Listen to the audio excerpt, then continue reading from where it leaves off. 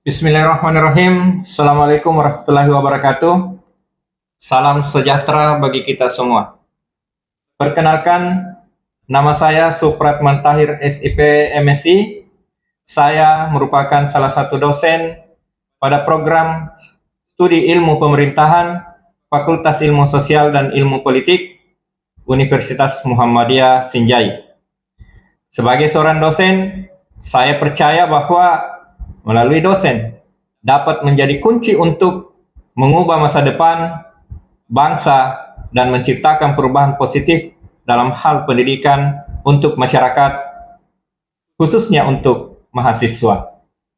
Tugas pokok seorang dosen tidak lepas dari 3 tridharma perguruan tinggi, yaitu pengajaran, penelitian, dan pengabdian kepada masyarakat.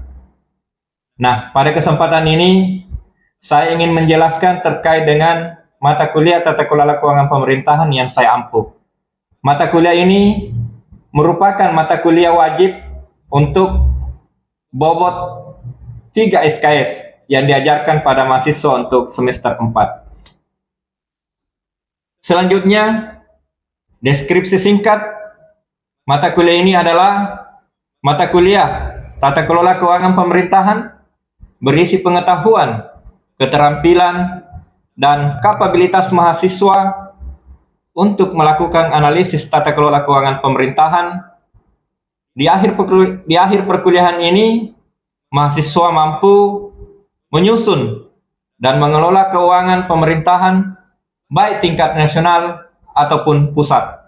Begitu juga dengan tata kelola keuangan pemerintahan daerah atau lokal dengan pendekatan yang bersifat multiperspektif. Nah, CPL yang dibebankan pada mata kuliah ini adalah beberapa capaian pembelajaran lulusan program studi yang digunakan untuk pembentukan atau pengembangan sebuah mata kuliah yang terdiri dari aspek sikap, keterampilan umum, keterampilan khusus, dan pengetahuan. Nah, adapun CPL yang dibebankan pada mata kuliah ini, yang pertama adalah taat hukum dan disiplin dalam kehidupan bermasyarakat dan bernegara. Yang kedua adalah menguasai konsep teoritis pengelolaan keuangan negara atau publik dan aset negara dalam rangka perencanaan pembangunan yang berkelanjutan. Yang ketiga adalah mampu menyusun perencanaan keuangan pemerintahan. Yang keempat adalah mampu menganalisis pengelolaan keuangan pemerintahan. Kemudian adapun subcapaian pembelajaran dari mata kuliah ini adalah yang pertama, mahasiswa mampu memahami tata tertib perkuliahan, RPS, mata kuliah, dan integritas akademik. Kemudian yang kedua adalah mahasiswa mampu memahami dan menjelaskan konsep dasar keuangan publik dan sistem. Yang ketiga, mahasiswa mampu memahami dan menjelaskan reformasi kebijakan tentang tata kelola keuangan pemerintahan. Kemudian, selanjutnya adalah mahasiswa mampu memahami, menjelaskan, dan mengidentifikasi kebijakan tata kelola keuangan pemerintahan. Yang kelima adalah mahasiswa mampu memahami, menjelaskan, dan mengidentifikasi dasar hukum penyusunan APBN, prinsip-prinsip penyusunan APBN, relasi eksekutif dan legislatif dalam penyusunan APBN, dan bentuk-bentuk dokumen penganggaran negara. Selanjutnya adalah mahasiswa mampu menjelaskan dan mengidentifikasi prinsip-prinsip dan pendekatan penyusunan. Selanjutnya yang ketujuh adalah mahasiswa mampu memahami, menjelaskan, dan menganalisis bentuk-bentuk dokumen penganggaran keuangan daerah. Kemudian yang kedelapan adalah mampu menjelaskan, memahami, menyusun, dan menganalisis dokumen penganggaran keuangan daerah atau APBD secara teknis. Kemudian yang kesembilan adalah mahasiswa mampu memahami, menjelaskan, dan menganalisis proses pembahasan dan penetapan APBD. Yang ke-10 adalah mahasiswa mampu memahami, menjelaskan, dan mengidentifikasi pelaksanaan dan penatausahaan APBD.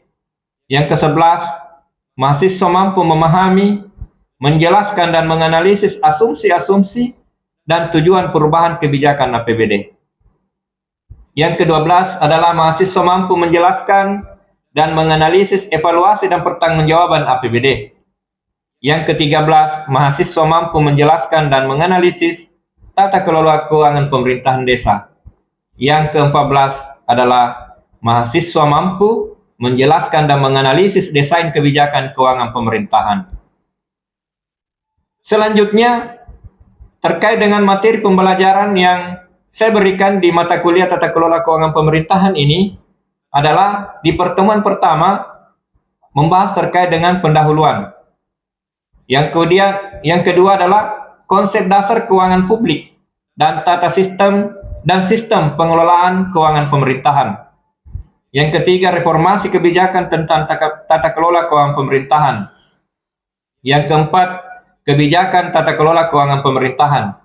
Yang kelima, dasar hukum penyusunan APBN, prinsip-prinsip penyusunan APBN, relasi eksekutif dan legislatif dalam penyusunan APBN, dan bentuk-bentuk dokumen penganggaran negara atau APBN.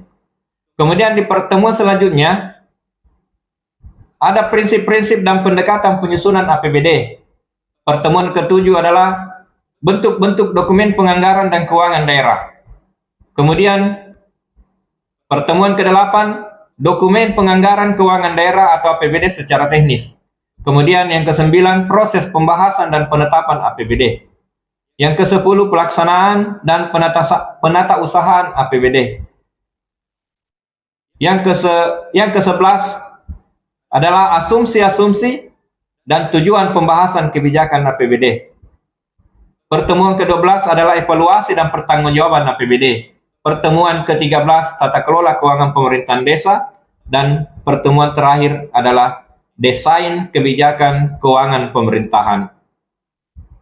Kemudian dapat saya jelaskan atau dapat saya sampaikan bahwa di dalam pembelajaran saya di mata kuliah tata kelola keuangan pemerintahan ini, metode pembelajaran yang saya gunakan adalah yang pertama, ceramah atau bagaimana menjelaskan terkait dengan teori-teori atau penjelasan terkait dengan tata kelola keuangan pemerintahan.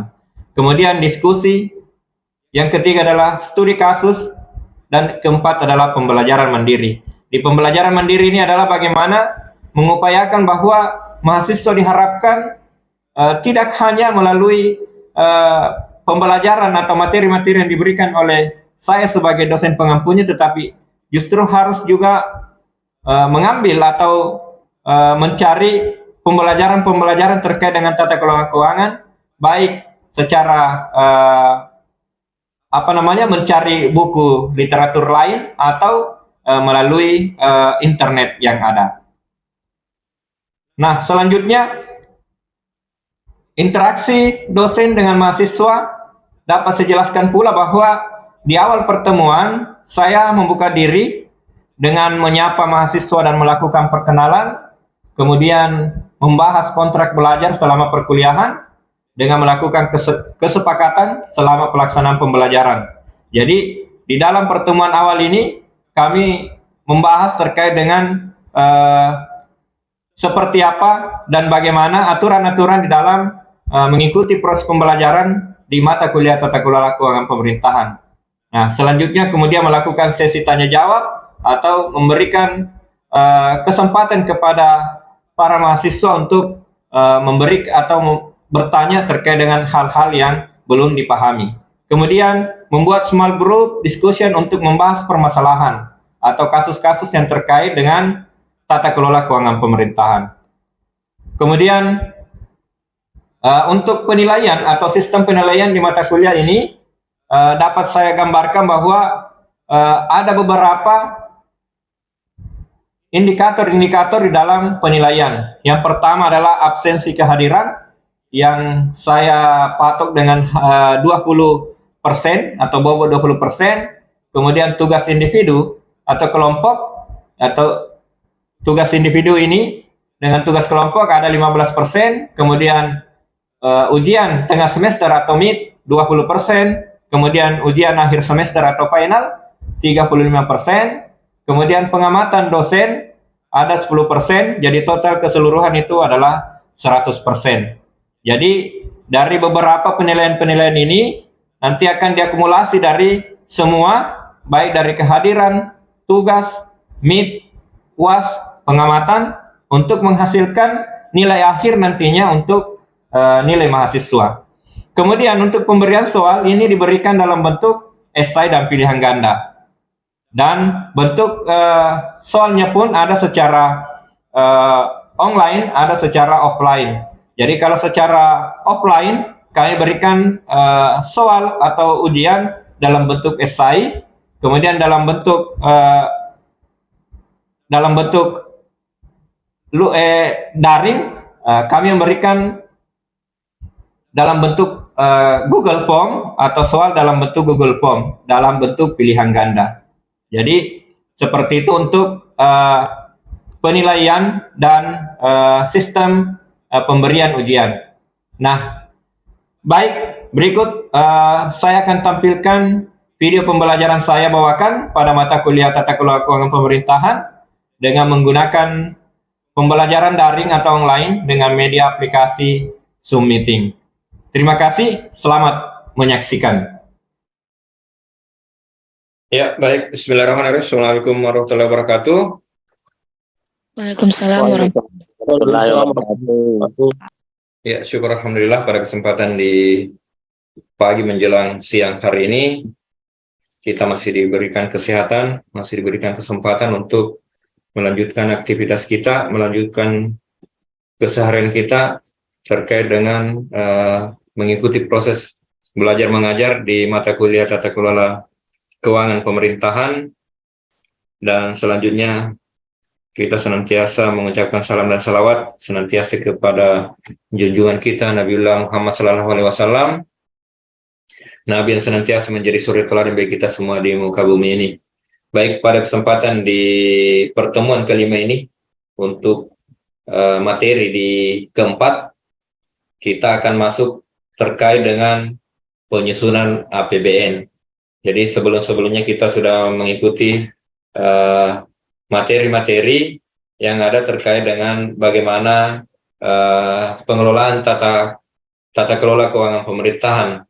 Nah, dalam tata kelola pemerintahan tentu yang menjadi apa yang seharusnya dilakukan terkait dengan tata kelola keuangan, termasuk di dalamnya adalah penyusunan APBN.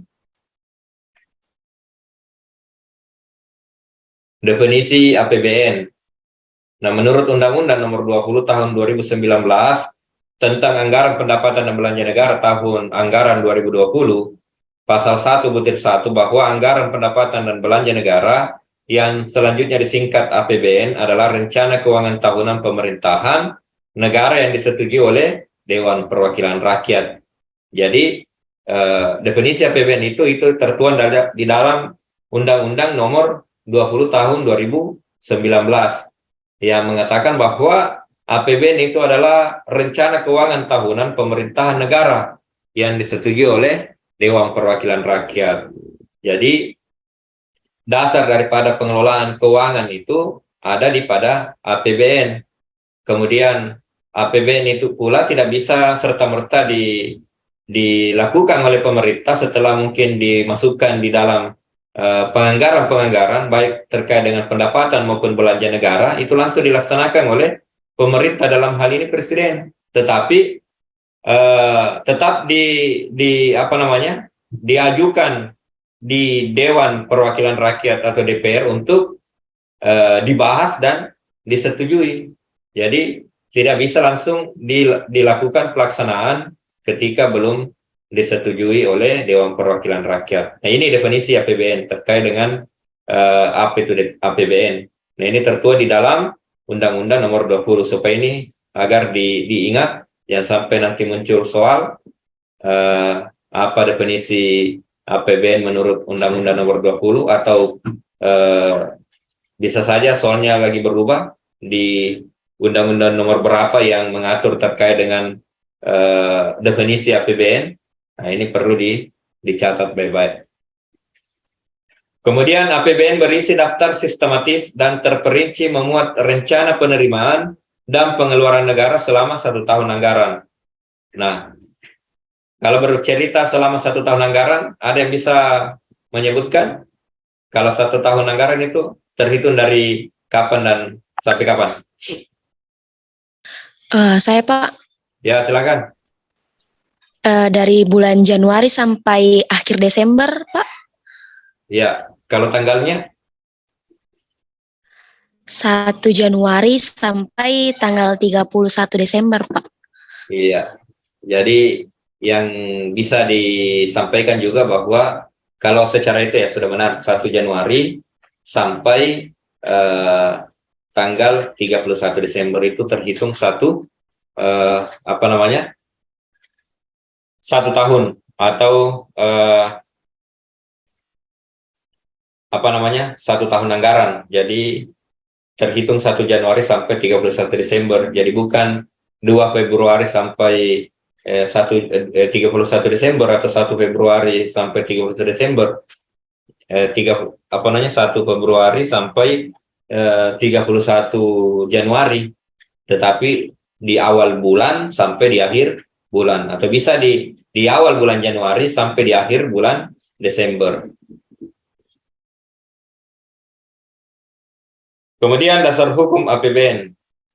Nah, ini juga perlu dipahami bahwa di dalam penyusunan APBN tentu itu sudah diatur di dalam undang-undang. Nah, yang menjadi dasar hukum daripada penyusunan APBN itu sendiri adalah Undang-Undang Dasar 1945 yang menjadi dasar hukum yang paling tinggi di dalam struktur perundang-undangan di Indonesia.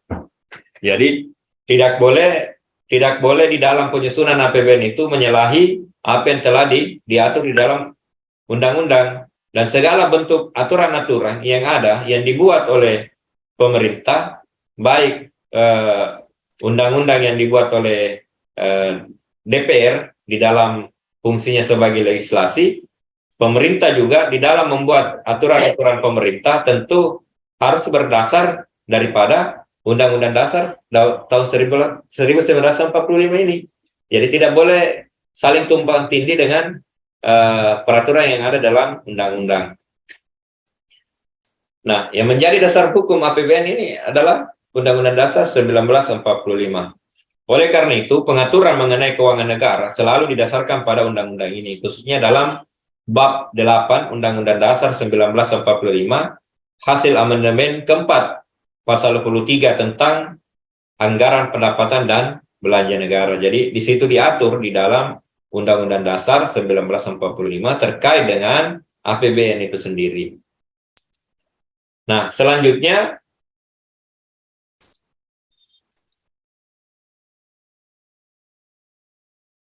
pasal 23 anggaran pendapatan dan belanja negara sebagai wujud dari pengelolaan keuangan negara ditetapkan setiap tahun dengan undang-undang dan dilaksanakan secara terbuka dan bertanggung jawab untuk sebesar-besarnya kemakmuran rakyat. Jadi apa yang telah direncanakan, apa yang telah diprogramkan itu harus tertuang dan harus difokuskan kepada bagaimana terkait dengan kemakmuran rakyat.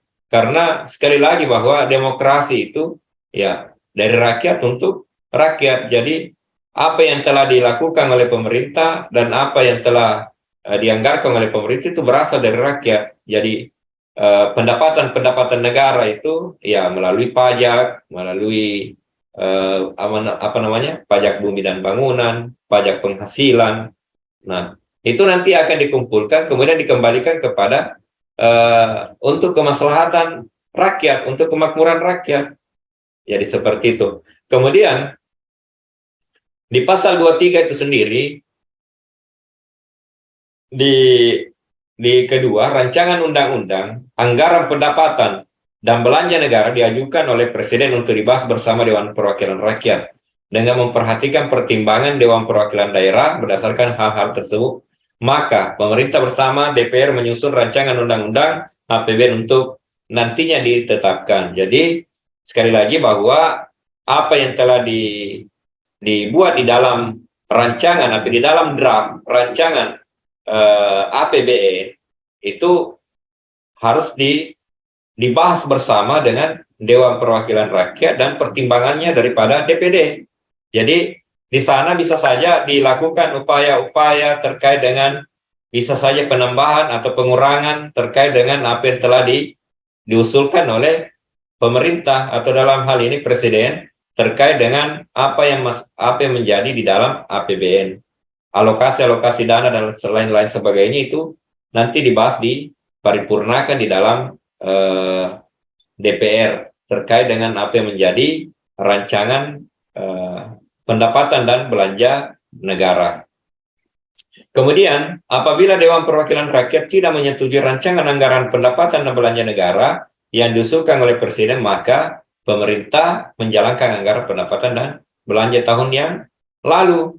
Jadi, ketika misalnya apa yang telah diusulkan oleh pemerintah, namun tidak disetujui misalnya oleh DPR karena mungkin ada hal-hal yang terlalu terlalu besar atau mungkin tidak menjadi prioritas untuk dilaksanakan, tetapi ngotot untuk tetap dilaksanakan sehingga DPR tidak menyetujui, maka pemerintah dalam hal ini akan mengambil rancangan anggaran atau APBN tahun sebelumnya. Nah, itu lagi yang akan dilaksanakan di tahun berikutnya.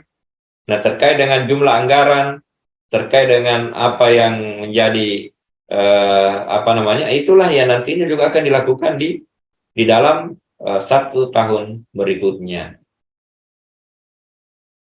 Kemudian Undang-Undang Nomor 17 Tahun 2003 Pasal 15 Ayat 6, apabila DPR tidak menyetujui rancangan undang-undang sebagaimana yang dimaksud dalam ayat 1 tadi, pemerintah pusat dapat melakukan pengeluaran setinggi-tingginya sebesar anggaran pendapatan dan belanja negara tahun anggaran sebelumnya. Jadi dapat dilakukan atau bisa menggunakan besaran anggaran yang sesuai dengan tahun sebelumnya. Jadi dia tidak boleh melewati daripada anggaran atau jumlah anggaran dari tahun sebelumnya untuk digunakan di tahun berikutnya karena tidak disetujui oleh rancangan yang telah diusulkan oleh pemerintah untuk tahun berikutnya. Jadi dia bisa menggunakan rancangan atau APBN untuk tahun sebelumnya untuk dilakukan di tahun selanjutnya. Tetapi besaran daripada jumlah anggaran yang digunakan harus sama dengan anggaran dengan tahun berikutnya. Jadi tidak ada penambahan. Jadi seperti itu. Manakala ini dalam tanda kutip bahwa manakala DPR tidak menyetujui apa yang menjadi usulan atau rancangan undang-undang yang dimaksud dalam pasal 1 tadi terkait dengan usulan presiden untuk terkait dengan APBN itu sendiri. Nah, selanjutnya kita akan membahas terkait dengan prinsip penyusunan APBN. Nah, di dalam penyusunan APBN kita atau pemerintah harus punya prinsip. Nah, apa itu? Yang pertama adalah berdasarkan aspek pendapatan. Jadi dari aspek pendapatan itu sendiri ada 3 indikator atau ada 3 hal yang perlu menjadi perhatian atau menjadi penekanan di dalam prinsip penyusunan APBN itu sendiri. Yang pertama adalah intensifikasi penerimaan anggaran di dalam jumlah dan kecepatan penyetoran. Nah, ini yang terkadang menjadi kendala ketika misalnya di daerah atau di kabupaten di dalam mengumpulkan berbagai macam penerimaan, baik penerimaan dari pajak, penerimaan dari non-pajak, dan lain-lain sebagainya itu misalnya ketika misalnya sudah terkumpul semua harus dilakukan pelaporan dan penyetoran secepatnya agar bisa dilakukan penyusunan APBN. Karena di dalam penyusunan APBN itu tidak mesti harus bahwa di bulan Desember atau masuk di bulan tahun berikutnya di bulan 1 baru kita susun APBN, tetapi penyusunan APBN itu atau rancangan untuk dilakukan penyusunan APBN itu dilakukan di pertengahan atau sebelum pertengahan itu sudah dilakukan penyusunan APBN. Nah, setelah nanti misalnya di bulan-bulan 11 atau di bulan 10 itu sudah fix atau sudah diserahkan kepada DPR untuk disetujui atau untuk dibahas. Jadi sisa 2 bulan berikutnya itu sudah fix untuk bisa dilaksanakan di tahun berikutnya. Jadi bukan di tahun atau di awal bulan berjalan baru mau disusun. Jadi aspek di dalam penyusunan atau prinsip di dalam penyusunan APBN yang terkait dengan aspek pendapatan adalah bagaimana intensifikasi penerimaan anggaran dalam jumlah dan kecepatan penyetoran. Nah, terkadang dalam pengumpulan pajak-pajak tersebut di daerah itu masih juga terkadang terdapat kendala-kendala. Nah, dalam hal ini sering banyak didapati oleh pengumpul-pengumpul pajak, dalam hal ini misalnya ke kepala lingkungan atau petugas daripada kelurahan yang memungut pajak bumi dan bangunan itu, ya biasanya misalnya di pertengahan bulan masuk target atau masuk jatuh tempo pembayaran pajak. Nah, terkadang masih ada masyarakat yang sampai akhir bulan baru mau membayar, bahkan sudah masuk lewat bulan baru dia bayar pajaknya, karena terkadang menganggap bahwa nanti di bulan 1 baru terima gaji atau apa. Nah, itu. Nah, sehingga ketika misalnya pelaporan atau penyetoran daripada pajak yang telah dikumpulkan itu, ya terjadi kelambatan atau terjadi kendala-kendala. Nah, ini yang menjadi prinsip penyusunan APBN yang pertama terkait dengan aspek pendapatan. Kemudian yang kedua adalah intensifikasi penagihan dan pemungutan piutang negara. Nah, bagaimana gercep atau gerakan cepat yang dilakukan oleh petugas atau yang telah ditunjuk untuk melakukan penagihan-penagihan terkait dengan piutang yang dilakukan oleh pihak-pihak luar atau dari luar negara misalnya, atau orang-orang di luar yang melakukan pemungutan atau yang melakukan piutang yang harus diselesaikan agar ini bisa menjadi dasar dalam menyusun APBN, karena dari sini hasil daripada atau pendapatan negara bisa diukur, bisa dilihat bahwa pendapatan negara untuk tahun berikutnya bisa sekian itu. Kemudian yang ketiga adalah penutupan ganti rugi atas kerugian yang diderita oleh negara dan penuntutan denda. Nah, ini juga terkait dengan oknum-oknum yang tidak bertanggung jawab, para petinggi-petinggi atau para yang telah merugikan atau yang telah menggunakan menyelewengkan uang negara, melakukan korupsi, dan sehingga pada tuntutan misalnya telah terbukti bersalah melakukan kerugian untuk negara, maka dilakukan ganti rugi atau pengembalian atas apa yang telah dilakukan, denda-denda atas apa yang telah dilakukan, dan itu masuk di dalam kas negara, dan itu bisa menjadi pendapatan kembali untuk negara agar dalam prinsip penyusunannya nanti bisa dijadikan sebagai dalam menyusun APBN nantinya dari aspek pendapatan. Nah, kemudian selanjutnya adalah berdasarkan aspek pengeluaran. Tadi aspek pendapatan sudah kita jelaskan, sekarang masuk aspek pengeluaran.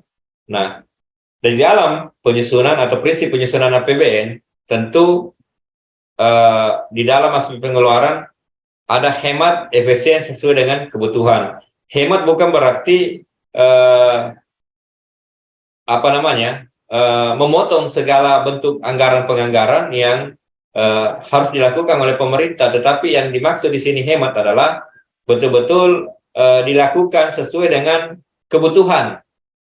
Betul-betul di segala bentuk penganggaran yang dilakukan itu sesuai dengan kebutuhan. Artinya bukan berarti dipotong dari berbagai, kalau besar anggarannya dipotong agar hemat, tidak seperti itu. Jadi hemat dalam artian bahwa misalnya apakah tingkat kebutuhan dan keperluan atau skala prioritas itu diharuskan untuk dilakukan, maka itu bisa dianggarkan. Jadi hemat bukan berarti harus memotong semua anggaran-anggaran. Kemudian efisien dari segi manfaat dan kegunaannya, apakah memang betul-betul perlu untuk dilakukan misalnya pengadaan, dilakukan misalnya pembangunan infrastruktur dan lain-lain sebagainya, ya itu harus dijadikan sebagai prinsip penyusunan di dalam penyusunan APBN dari aspek pengeluaran itu sendiri. Kemudian terarah, terkendali dan sesuai dengan rencana program atau kegiatan.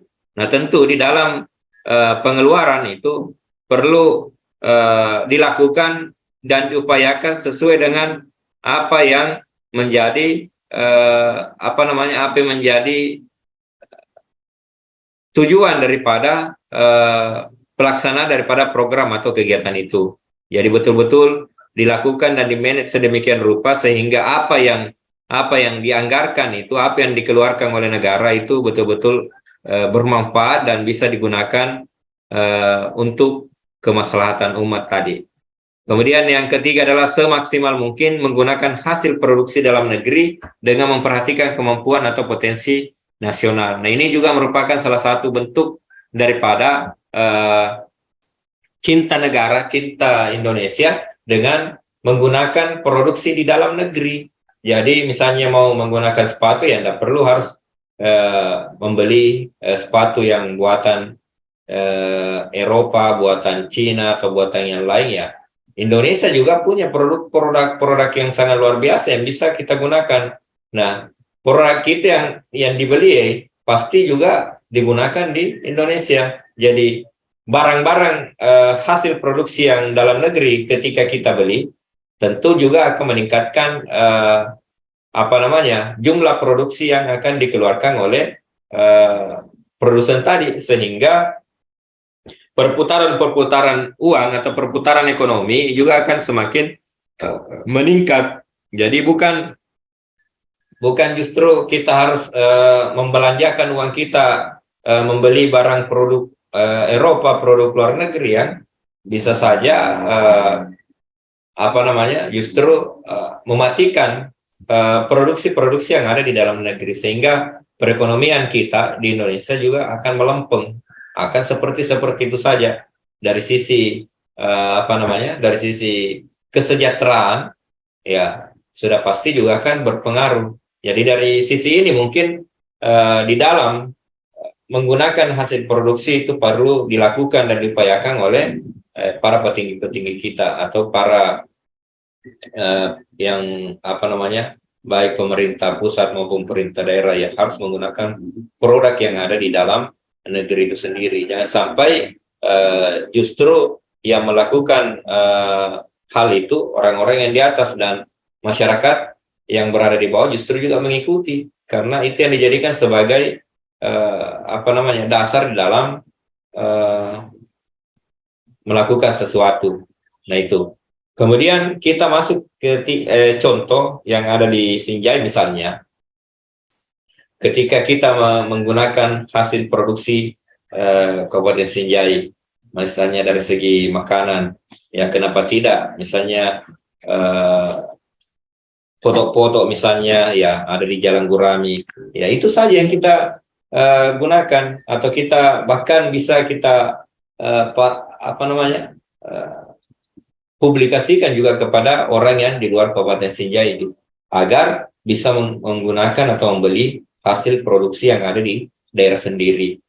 Misalnya kopi borong, kenapa mesti beli kopi yang misalnya kopi Tator atau kopi yang lain, sementara ada di Sinjai sendiri kopi borong, dan sangat bisa dibilang bersaing juga dengan kopi-kopi yang ada di luar sana. Jadi seperti itu. Jadi bagaimana semaksimal mungkin menggunakan hasil produksi dalam negeri, bukan menggunakan produksi yang di luar daripada produksi kita, atau banyak menggunakan misalnya sepatu Eropa atau pakaian dari luar.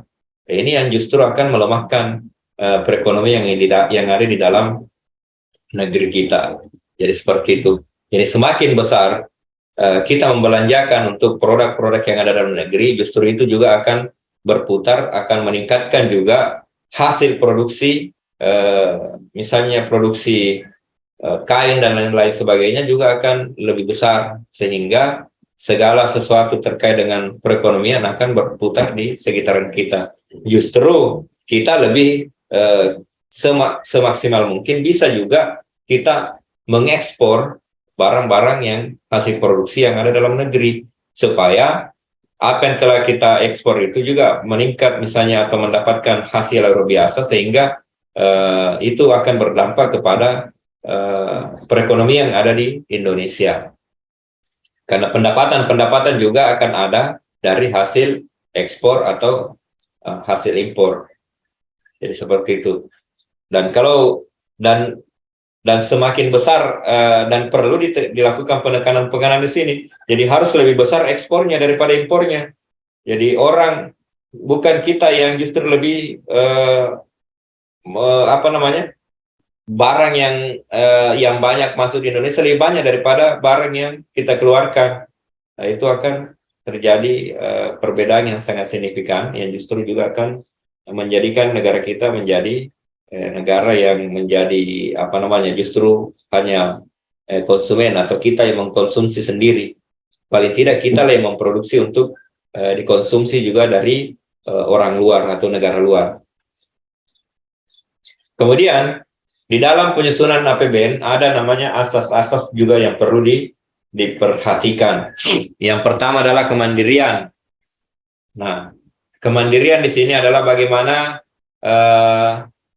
di dalam di dalam pelaksanaan atau penyelenggaraan pemerintahan, misalnya ya di masa sekarang ada namanya OTODA, otonomi daerah, di mana pemerintah perlu dalam menyelenggarakan pemerintahan itu mampu melakukan dan berupaya sendiri untuk kesejahteraan atau dalam hal pembangunan daerahnya masing-masing. Jadi siapa yang mampu melakukan itu, maka dia dianggap mampu mandiri tanpa harus mengandalkan pemerintah pusat untuk membantunya. Jadi dari mana semua itu bisa dilakukan? Tentu dari bagaimana pendapatan asli daerah yang menjadi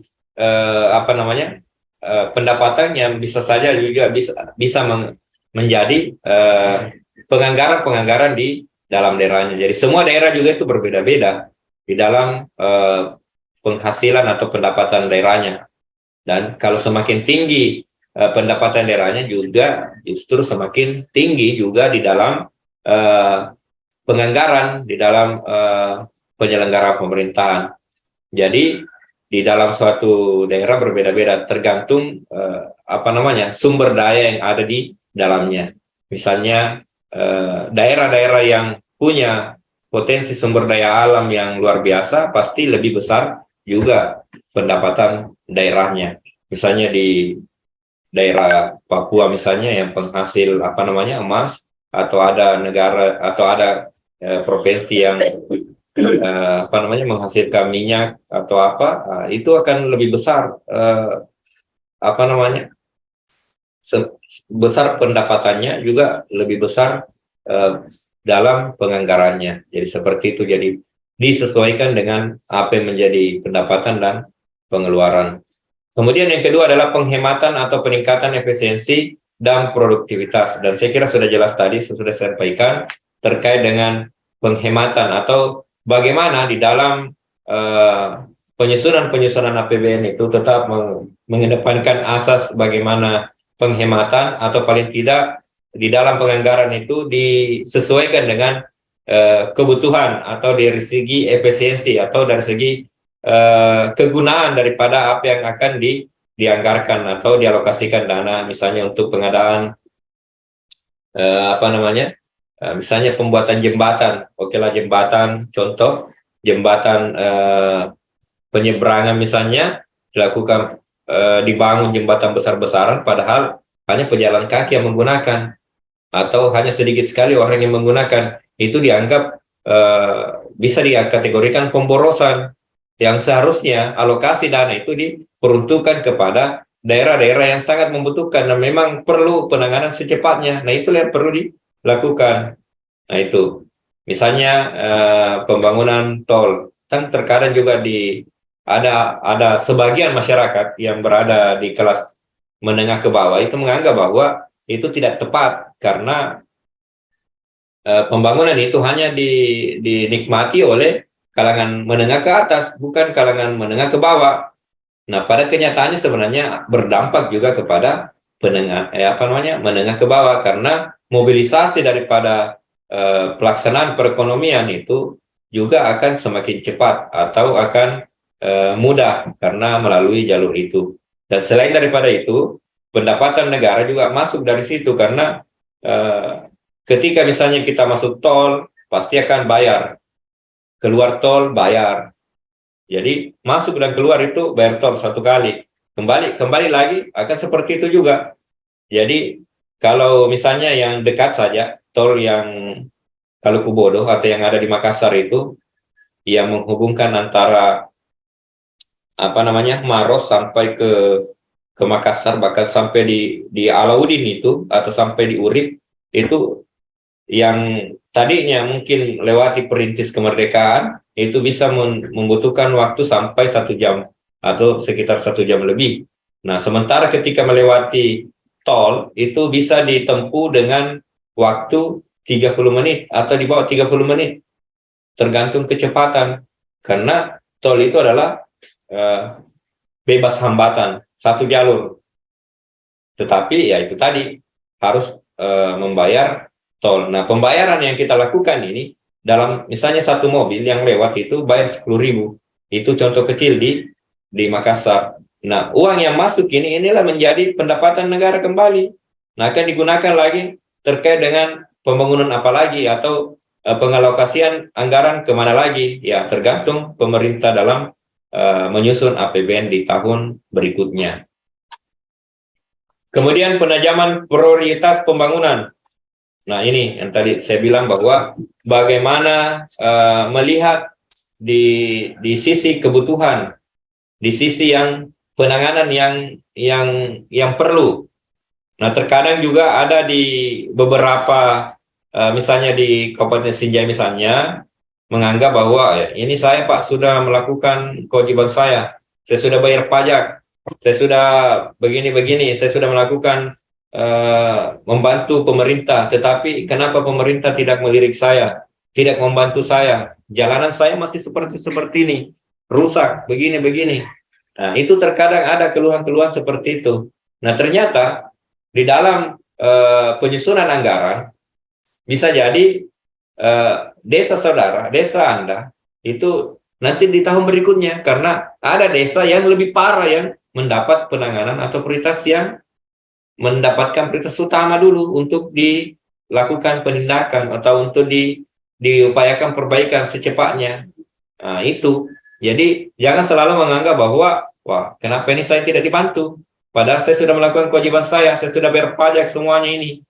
Ternyata jalanan saya masih seperti ini. Nah, ternyata masih ada jalanan yang lebih parah dari jalanan kita atau desa kita. Dan sebenarnya desa kita dalam hal misalnya pembangunan atau pelebaran jalan atau pengaspalan jalan di desa kita sudah masuk di penganggaran tahun berikutnya. Tetapi belum diumumkan. Makanya di sini pemerintah dalam hal ini ketika misalnya ada hal-hal yang perlu dilakukan terkait dengan pembangunan dan lain sebagainya, seharusnya harus terbuka dan penuh dengan tanggung jawab agar masyarakat di dalam memberikan penilaian kepada pemerintah bisa sesuai dengan apa yang telah dilakukan. Jadi tidak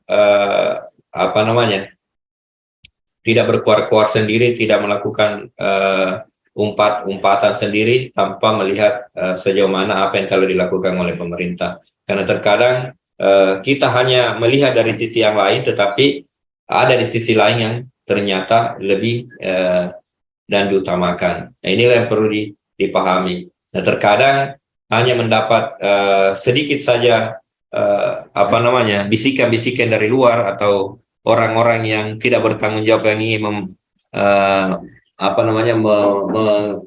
memicu yang namanya konflik-konflik ya, sehingga itu biasa terkadang ada saja yang mengkompor-kompor, apalagi mahasiswa ya sangat rentan dengan hal-hal seperti ini.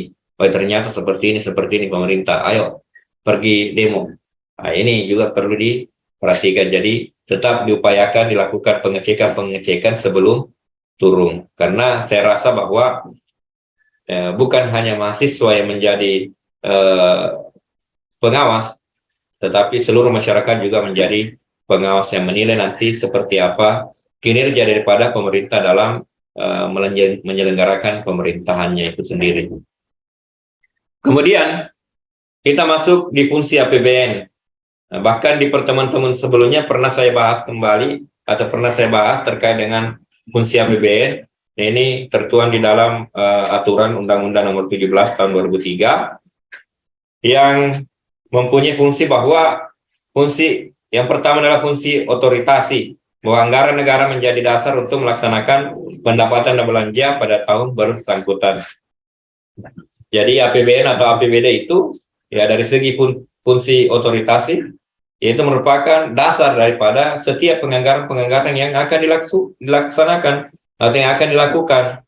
Jadi baik yang berada di pusat maupun yang berada di daerah. Kemudian yang kedua adalah fungsi perencanaan, dan saya kira bahwa di dalam APBN itu disitulah semua yang menjadi perencanaan terkait dengan apa yang menjadi program atau apa yang menjadi kegiatan selama 1 tahun berikutnya atau selama 1 tahun bersangkutan terkait dengan penganggaran pengadaan barang dan jasa, penganggaran terkait dengan pembangunan infrastruktur, penganggaran terkait dengan bantuan-bantuan sosial, terkait dengan yang jelas terkait dengan penganggaran. Nah, itu masuk di dalam APBN. Nah, salah satunya fungsinya adalah fungsi perencanaan. Karena ketika misalnya sudah diatur dan sudah dibuat di dalam RAPBN, nah di situ direncanakan. Nah, makanya dikatakan APBN dan APBD itu berfungsi sebagai perencanaan. Kemudian yang ketiga adalah fungsi pengawasan. Nah, di dalam pengawasan tentu atau di dalam penyusunan dan penyelenggaraan APBN tentu ada pengawasan, karena jangan sampai apa yang telah dianggarkan, apa yang telah dilakukan oleh pemerintah itu tidak dilakukan sepenuhnya, atau penganggaran atau anggaran yang masih diselewengkan atau dikorupsi atau yang lain. Makanya harus ada pengawasan, dan pengawasan oleh pemerintah itu adalah BPK. Nah, sementara sebenarnya masyarakat, itu sekali lagi masyarakat juga merupakan pengawas daripada penyelenggaraan pemerintahan. Kemudian yang keempat adalah fungsi alokasi. Bahwasanya APBN itu merupakan fungsi alokasi, karena dari situ dianggarkan dan dialokasikan dari semua baik dari baik dari kementerian, lembaga-lembaga negara dan lain-lain sebagainya, itu ya dialokasikan anggaran-anggaran sesuai dengan perencanaannya. Nah, disesuaikan dengan kebutuhan sehingga tidak terjadi pemborosan-pemborosan dan tidak terjadi hal-hal yang justru nantinya akan justru menjadikan masyarakat Indonesia menjadi misalnya pengangguran dan lain-lain sebagainya. Itu namanya fungsi alokasi. Kemudian yang kelima terkait dengan fungsi distribusi, bahwa kebijakan anggaran negara harus memperhatikan rasa keadilan dan kepatutan. Dan saya kira ini menjadi hal yang mendasar juga di dalam penyusunan APBN. Jadi berfungsi bahwa fungsi distribusi harus memperhatikan rasa keadilan dan kepatutan. Jangan sampai pendistribusian daripada anggaran-anggaran ini hanya kepada di Jabodetabek saja, atau di daerah Jawa, Madura dan sekitarnya saja yang diprioritaskan. Nah, sementara di sini kita punya hak yang sama untuk mendapatkan distribusi penganggaran yang sama, atau paling tidak kurang lebih harus mendapatkan perhatian. Makanya Papua atau Irian di sana mungkin bahkan kita sering mendengar atau melihat selalu ingin keluar dari negara Republik Indonesia karena merasa tidak adil, karena tidak diperhatikan. Padahal provinsinya atau daerahnya penghasil emas, dan bisa dikatakan bahwa pendapatan negara ya besar dari sana misalnya. Sementara setelah misalnya dikelola oleh pemerintah, dikumpul oleh pemerintah, nah dialokasikan dan distribusikan pendanaannya bukan, anggarannya bukan ke sana, justru ke Jawa atau ke Jakarta atau kemana. Nah, itu seperti itu. Makanya ini dijadikan sebagai fungsi daripada distribusi. Jadi APBN, APBD itu merupakan fungsi distribusi. Kemudian yang keenam adalah fungsi stabilisasi, bahwa anggaran pemerintah menjadi alat untuk memelihara dan mengupayakan keseimbangan fundamental perekonomian. Jadi seperti itu. Jadi tetap harus stabil, menstabilkan, atau paling tidak jangan sampai menganggarkan sebesar-besarnya misalnya di daerah misalnya sekarang Irian Jaya, justru semua penganggaran 50% misalnya diarahkan ke sana semua. Ya tidak seperti itu juga, karena bisa jadi setelah dijadikan seperti itu akan terjadi inflasi. Orang-orang tidak akan membutuhkan uang karena banyaknya uang yang diedarkan di sana, sehingga orang yang orang yang punya sawah misalnya penghasil padi tidak menjual padinya karena dia sudah punya uang, mending dikonsumsi sendiri, ya bisa saja seperti itu. Jadi pegawai negeri dan pegawai-pegawai swasta lainnya yang tidak punya lahan pertanian, lahan perkebunan, ya mau makan apa ketika petani atau pekebun ini tidak menjual hasil taninya, hasil perkebunannya. Nah ini yang harus dijaga. Makanya APBN merupakan fungsi stabilisasi. Bagaimana ada keseimbangan antara anggaran-anggaran yang disiapkan juga harus disesuaikan itu, supaya keseimbangan fundamental perekonomian itu tetap terjaga. Kemudian peran DPR dalam keuangan negara. Nah, di sini harus diperhatikan bahwa dalam penyusunan tata kelola keuangan pemerintahan, dalam penyusunan keuangan negara di dalam APBN, nah ada peran DPR di dalamnya. Nah, apa perannya? Nah, ini tertuang dalam pasal 23 ayat 2 Undang-Undang Dasar tahun 1945, bahwa rancangan undang-undang anggaran pendapatan dan belanja negara diajukan oleh Presiden untuk dibahas bersama Dewan Perwakilan Rakyat dengan memperhatikan pertimbangan Dewan Perwakilan Daerah. Jadi perannya DPR itu adalah turut serta dalam penyusunan APBN, dan DPR lah yang menyetujui kalau misalnya apa yang telah disodorkan oleh pemerintah terkait dengan penganggaran, terkait dengan penganggaran dan pendapatan dan lain-lainnya itu, kalau sudah disepakati oleh DPR, maka bisa dilaksanakan untuk tahun berikutnya. Jadi seperti itu. Dan DPR juga punya hak ketika misalnya ada sesuatu yang perlu di-home atau dihapus, kemudian diganti dengan yang lain misalnya yang sesuai dan yang paling dibutuhkan, ya bisa saja. Tetapi ketika misalnya pemerintah ngotot dan tetap harus melaksanakan, bisa saja DPR untuk tidak menyetujui apa yang menjadi rancangan APBN yang disodorkan oleh pemerintah. Kemudian Undang-Undang Nomor 27 tahun 2019 yang terkait dengan fungsi DPR itu sendiri. Ada 3, fungsi legislasi, anggaran, pengawasan. Jadi fungsi legislasi terkait dengan bagaimana membuat dan mengatur undang-undang, kemudian bagaimana menyetujui dan melihat terkait dengan penganggaran, kemudian ketiga adalah pengawasan terkait dengan bagaimana mengawasi daripada penyelenggaraan pelaksanaan daripada kewajiban pemerintah. Ya, ada 3 daripada fungsi DPR, dan ini merupakan juga peran dalam DPR. Jadi ada 3 fungsinya, dan saya kira ketiga fungsi ini juga sudah diketahui dan sudah dipahami semua terkait dengan fungsi DPR, karena ini bukan hal yang baru terkait dengan fungsi DPR, dan bahkan mungkin sudah ada yang sudah di luar kepalanya sudah mengingat apa itu fungsi DPR.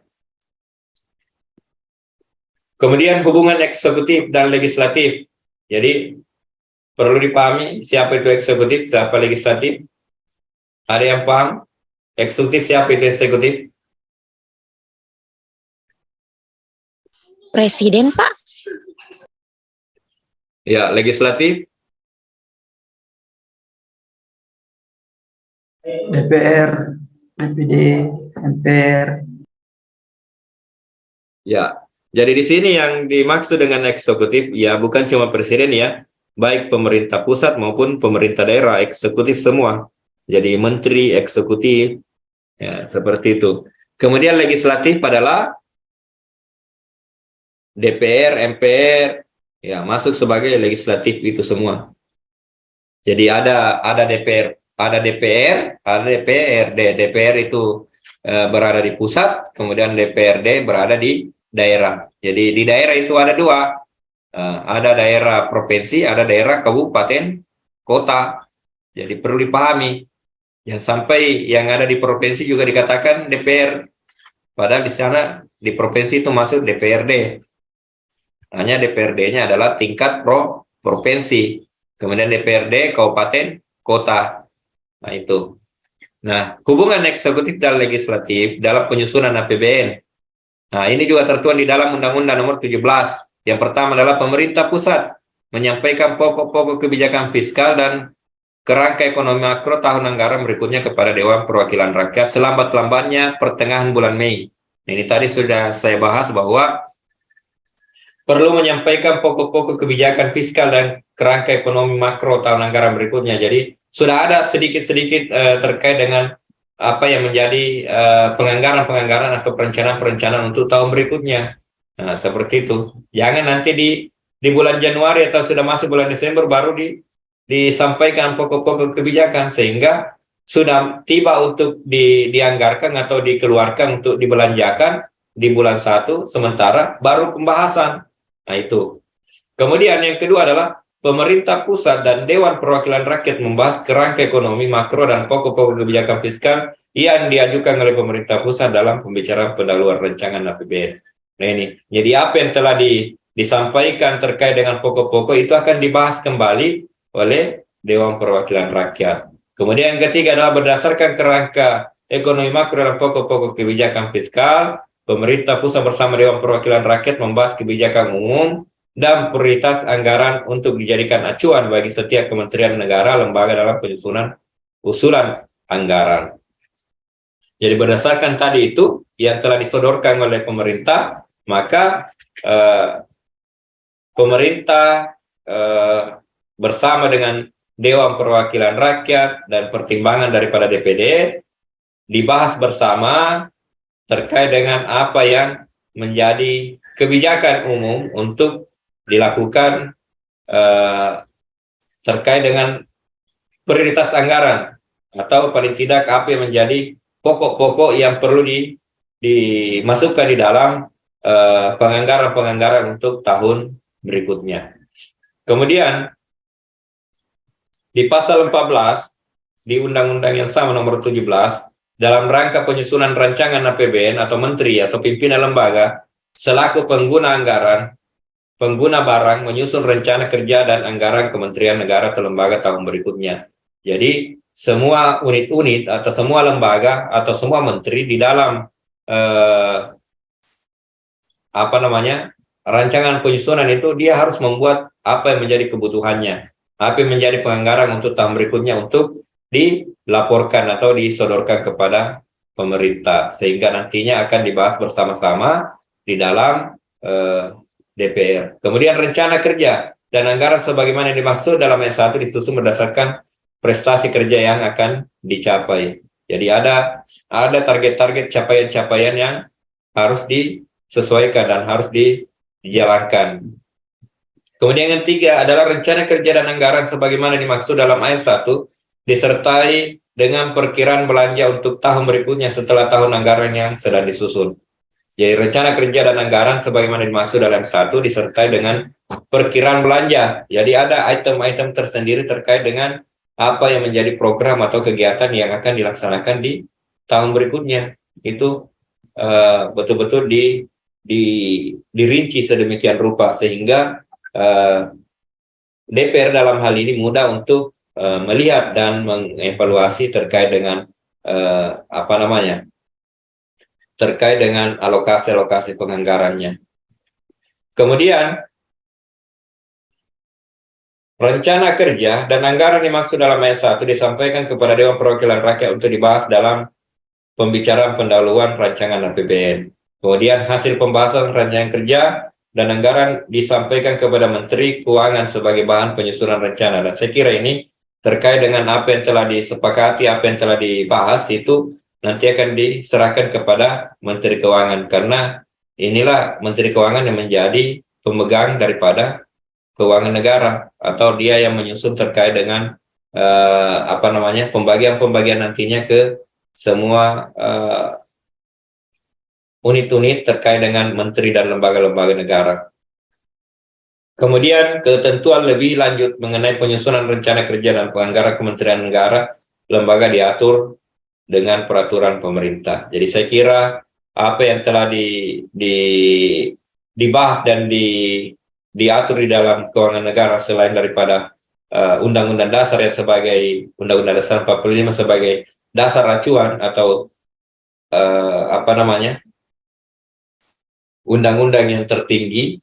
Nah, di dalam keberlanjutannya itu tetap akan diupayakan atau akan dilakukan semacam peraturan-peraturan yang dibuat oleh pemerintah di dalam di dalam pelaksanaan daripada APBN itu sendiri. Kemudian Undang-Undang Nomor 17 di pasal 15, pemerintah pusat mengajukan rancangan undang-undang tentang APBN disertai nota keuangan dan dokumen-dokumen pendukungnya kepada Dewan Perwakilan Rakyat pada bulan Agustus. Jadi itu tadi terkait dengan ajuan-ajuan yang terkait dengan penganggaran harus disertai dengan nota-nota dan lain-lainnya untuk dilakukan pengecekan. Nah, itu harus dilakukan pada bulan-bulan Agustus. Kemudian pembahasan rancangan undang-undang tentang APBN dilakukan sesuai dengan undang-undang yang mengatur susunan dan kedudukan Dewan Perwakilan Rakyat. Kemudian yang ketiga adalah Dewan Perwakilan Rakyat dapat mengajukan usul yang mengakibatkan perubahan jumlah penerimaan dan pengeluaran dalam rancangan undang-undang tentang APBN. Jadi di sini bisa saja Dewan Perwakilan Rakyat di dalam di dalam pembahasan terkait dengan baik penerimaan maupun pengeluaran itu bisa saja dilakukan perubahan-perubahan atau ada penambahan-penambahan atau ada pengurangan-pengurangan. Nah, nanti terkait dengan bagaimana setelah dilihat. Dan demikianlah deskripsi singkat video pembelajaran saya. Semoga memberikan gambaran tentang kegiatan bidang pendidikan dan pengajaran saya pada program studi ilmu pemerintahan, khususnya di mata kuliah Tata Kelola Keuangan Pemerintahan. Atas perhatiannya, saya ucapkan banyak terima kasih dan mari terus berinovasi dan menebar kebaikan. Sekali lagi, saya ucapkan banyak terima kasih. Saya akhiri dengan ucapan alhamdulillahirabbil alamin. Wassalamualaikum warahmatullahi wabarakatuh.